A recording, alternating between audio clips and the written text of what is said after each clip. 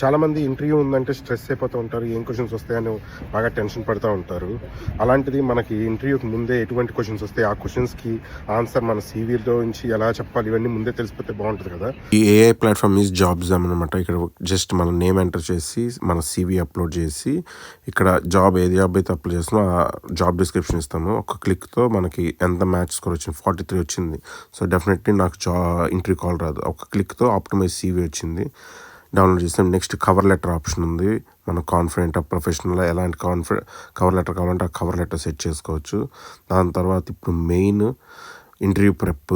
ఇక్కడ మనం ఏ రోల్ అయితే అప్లై చేస్తున్నాం అది ఇవ్వచ్చు. Optional, easy, hard. నేను హార్డ్ క్వశ్చన్స్ పెట్టుకున్న, బిహేవియర్ ఇట్లా ఆప్షన్స్ ఉంటాయి.